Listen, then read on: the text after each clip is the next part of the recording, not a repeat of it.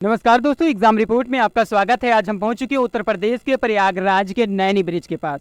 जी हाँ, हमारे साथ प्रयागराज की यूनिवर्सिटी में पढ़ने वाले, इलाहाबाद यूनिवर्सिटी में पढ़ने वाले छात्र हैं। आइए उनसे जानते हैं कि उनकी समस्याएं क्या हैं और वहाँ पर कैसे पढ़ाई होती है।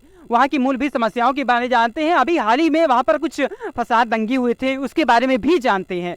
ठीक है भैया, क्या नाम है आपका? जी अमित मिश्रा हमारा नाम है। अमित मिश्रा जी नाम है। ठीक है, आप क्या करते हैं यूनिवर्सिटी में? पढ़ाई करते हैं। अच्छा, पढ़ाई में कौन सा कोर्स करते हैं आप? बीए हम कर रहे हैं। बीए करते हैं। अच्छा, बीए में कौन कौन सा सब्जेक्ट है आपका? मेरा थर्ड ईयर है इस साल, तो हिंदी संस्कृत रहेगा। उसके पहले सेकंड ईयर तक हिंदी संस्कृत और मेडिवल हिस्ट्री था। अच्छा, मिडवल हिस्ट्री था। कहा जाता है कि इस बार उत्तर प्रदेश सरकार ने मिडवल हिस्ट्री को हटा दिया है। ऐसे में क्या आपको सूचनाएं मिली हैं? जी नहीं, ऐसा तो कोई सूचना नहीं मिली है मुझे। जैसे कुछ एनसीईआरटी में कहा जाता है कि जैसे मुगल काल और सल्तनत काल को हटा दिया गया है। तो इसके बारे में कुछ इन्फॉर्मेशन आपको? सर, जैसा कि मुझे जहाँ तक मालूम है कि इंटर तक के सिलेबस में ही जो मेडिवल हिस्ट्री के जो ये मुगल काल, ये जो मुस्लिम सल्तनत वाले काल थे जितने थे, इन सभी को हटाया गया कि और इंटर तक के कोर्स में, आगे ग्रेजुएशन वाले कोर्स में अभी तक ये जानकारी नहीं मुझे मिली है कि हटाया गया है। अच्छा अच्छा। ये बताइए, यूनिवर्सिटी में हाल ही साल में वहाँ पर कुछ बहुत ज़्यादा दंगे फसाद चल रहे थे, इसके बारे में आपको कुछ नॉलेज है? दंगे दो कारणों से हुए जी। पहला दंगा जो फिर शुरुआत में हुआ था जब मैं गया था फर्स्ट ईयर में, जब पहुंचा था 21 और 22 के बीच में। जी जी। उस समय जो 2 साल से बच्चे थे सेकेंड ईयर और फर्स्ट ईयर वाले, उन लोगों का एग्ज़ाम होना था। पढ़ाई कुछ भी नहीं हुई थी, करीब करीब 1 महीने पढ़ाई हुई, उन लोग का एग्ज़ाम होना था। जी। तो करीब 4 महीने 40 दिन तक दंगा हुआ था, इसलिए कि हाँ उन लोग ये मांगते कि हम लोग को प्रमोट किया जाए, क्योंकि कम से कम पढ़ाई 6 महीने से 7 महीने होनी चाहिए, उसके बाद एग्ज़ाम लिए जाएँ। और पढ़ाई हुई नहीं उन लोगों की, और इसी वजह से उन्होंने प्रमोट करने की मांग की थी। और टीचर जो वहाँ जो वीसी हमारी संगीता श्रीवास्तव मैम, वो प्रमोट बच्चों को नहीं कर रहे थे। काफ़ी दिनों तक विरोध हुआ, हंगामा हुआ, फिर बाद में बच्चे प्रमोट हो गए। कहा जाता है इस बार काफी ज्यादा फीस वगैरह बढ़ा दिया गया है, छात्रावास में फीस वगैरह बढ़ाया गया है, क्या ये बात सही है? जी, फीस जो है इस वर्ष से जो बच्चे आ रहे हैं, मतलब जो बच्चे अभी इस वर्ष से हॉस्टल में आ रहे हैं या बच्चे प्रवेश ले रहे हैं, इन सभी की फ़ीस काफ़ी ज़्यादा बढ़ा दी गई है। और फीस मेरे मायने से बढ़ाना कहीं कहीं उचित भी है और किसी किसी क्षेत्र में अनुचित भी है। जैसे कि हॉस्टल की व्यवस्थाएं एकदम जर्जर, जैसे कहते हैं ना, एकदम जर्जर व्यवस्था है हॉस्टल की व्यवस्थाओं की। वहाँ पर कोई सुविधाएं, कैंटीन वगैरह की सुविधाएं नहीं है? कैंटीन सुविधाएं नाम है सभी चीज़ों का, ठीक, लेकिन मिल कुछ नहीं पा रहा है। जैसे कि जो वहाँ का जो कैंटीन में जो भोजन मिलता है, जी जी, देखने में अगर आप देखेंगे कि हाँ बहुत अच्छी व्यवस्था है, लेकिन जब उसको आप खाएंगे तो लगेगा कि क्या खाना है, इससे बढ़िया भूखे पेट सो जाएं या नमक लगा के रोटी लगा के वैसे खा ले, लेकिन वो खाना ना खाएं। बच्चों की तबीयत भी खराब हो जाती है, ऐसा खाना है वहाँ का। यूनिवर्सिटी व्यवस्थाएं कुछ अच्छी भी हैं, प्रोफेसर बहुत अच्छा पढ़ाते हैं। जी जी, लेकिन व्यवस्थाएं जिस हिसाब से फीस ली जा रही है, जी इसी की अपेक्षा जेएनयू का जो बजट है जी वो इससे कम रहता है, लेकिन वहाँ की फैसिलिटी बहुत ज़्यादा है। जी। यहाँ पे फैसिलिटी बहुत कम दी जाती है, लेकिन ये भी कहा जा सकता है कि वहाँ की सीटें भी कम हैं, यहाँ की सीटें भी ज़्यादा है।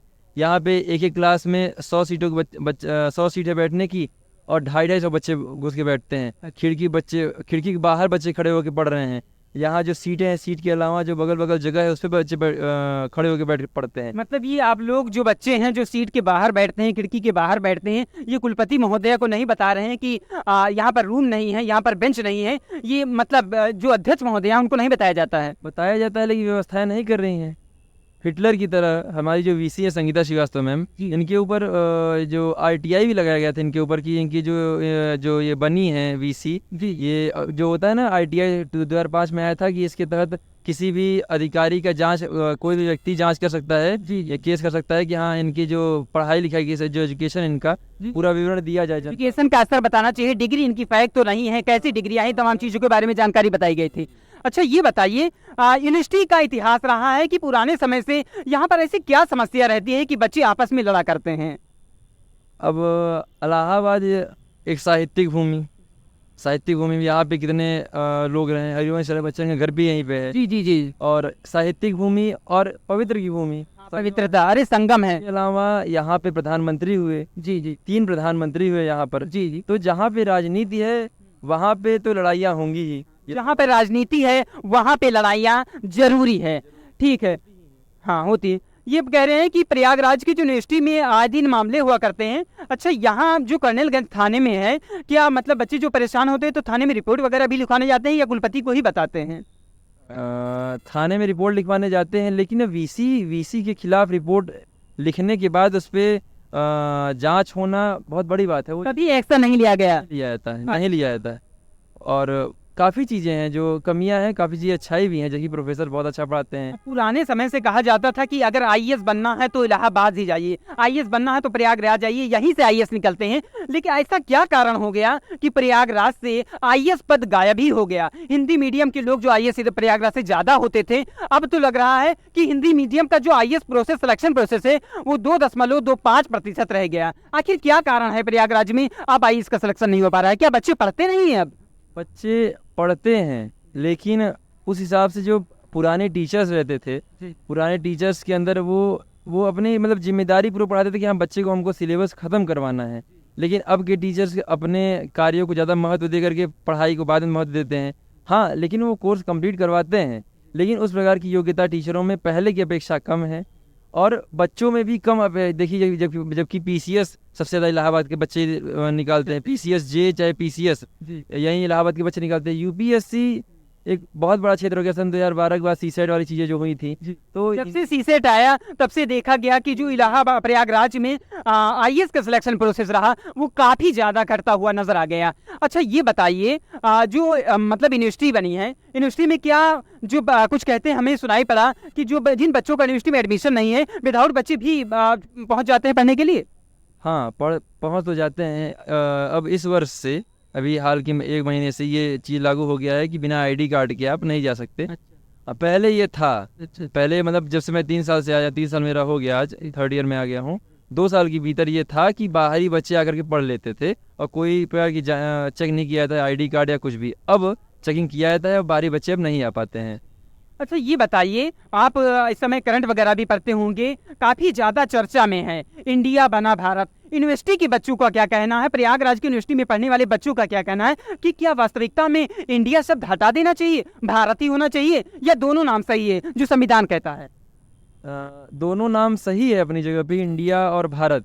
आर्टिकल 1 में ही हमारे है कि इंडिया और भारत दोनों एक ही देश है ना जी। ये जो देश है वो इंडिया एवं भारत दोनों है। इंडिया जो कि हमारे इंडिया का नाम कैसे पड़ा? इंडस नदी पढ़ने के कारण, इंडस नदी के कारण ही इंडिया का नाम इंडिया पड़ा। तो इंडिया को एक गुलाम की उसके देश से दिखाया था कि हाँ जो इंडिया शब्द है वो गुलामी की मानसिकता का प्रतीक है। अच्छा। इसलिए इंडिया शब्द को हटा देना चाहिए। लेकिन जो मौजूदा सरकार ने, हमारे जो प्रधानमंत्री मोदी जी हैं, इन्होंने इंडिया शब्द को अगर हटाने का, इन्होंने जैसे विशेष सत्र का भी आगामी 18 सितंबर 17 सितंबर को बुलाया है।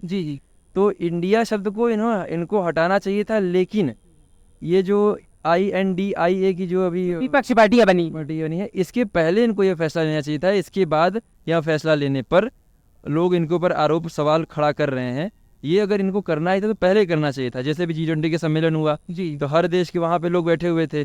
तो आगे जो देश का जो नाम टैग होता है, जैसे ब्राजील, अमेरिका, भारत लिखा हुआ था, इंडिया भारत लिखा हुआ था।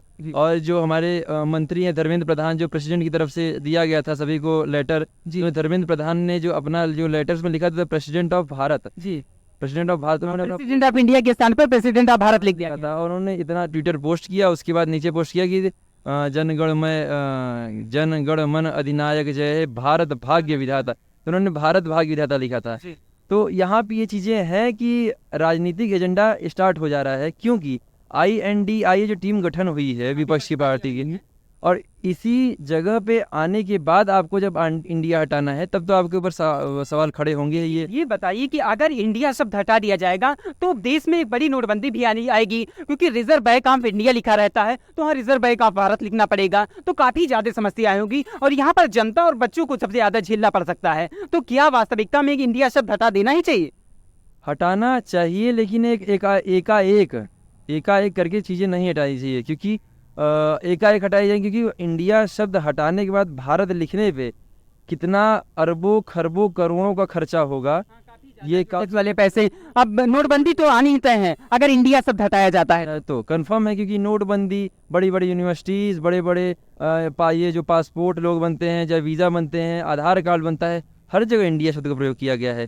तो इंडिया की जगह भारत लिखने में कितना खर्चा आएगा और भारत की इकोनॉमी कितनी ज़्यादा गिर जाएगी इसकी वजह से, इसका प्रभाव देश में पड़ेगा ही। ये सामान्य सी बात। ठीक है, थैंक यू बात करने के लिए। क्या नाम था आपका? अमित मिश्रा। अमित मिश्रा जी, ये थे प्रयागराज यूनिवर्सिटी में पढ़ने वाले अमित मिश्रा जी, जिन्होंने बताया कि यूनिवर्सिटी की क्या समस्या है, कुलपति महोदय क्या अत्याचार कर रहे हैं, फीस बढ़ने से छात्रों को कितनी परेशानी होती है, बाहर के छात्र यूनिवर्सिटी में कैसे चले आते हैं पढ़ने के लिए, और भारत बना इंडिया, इंडिया बदलने से भारत की इकोनॉमी कितनी परिवर्तन हो सकती है, ये तमाम समस्या बताएं। प्रयागराज से हमारे